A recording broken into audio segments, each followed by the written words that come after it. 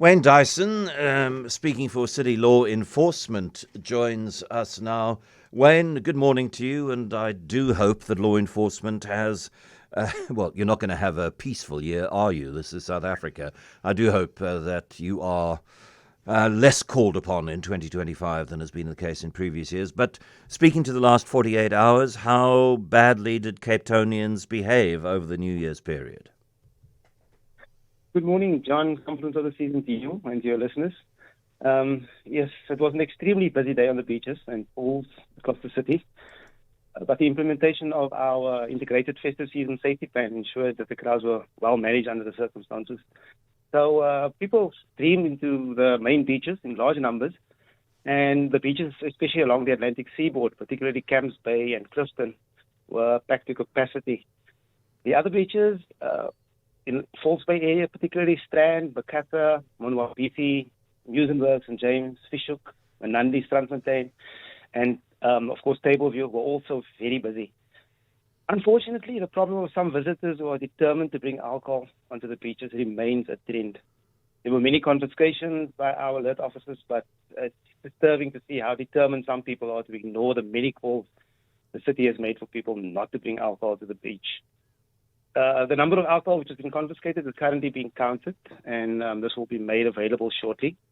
There was an incident in Fischhoek last night where 5 males and 1 female was arrested by officers after they became violent and assaulted SAPs and law enforcement officers who were attempting to confiscate alcohol that these people had illegally brought onto the beach.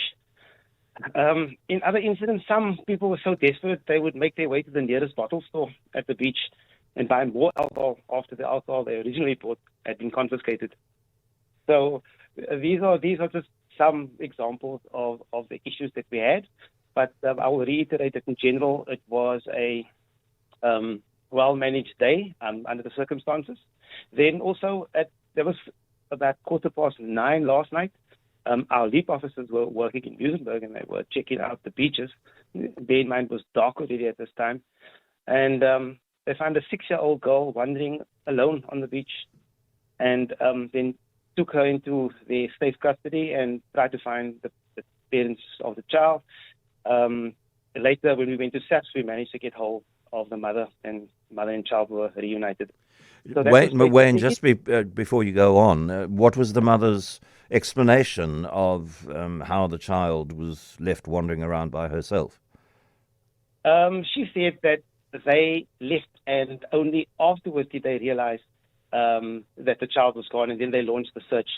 And by that time we were at the police station already.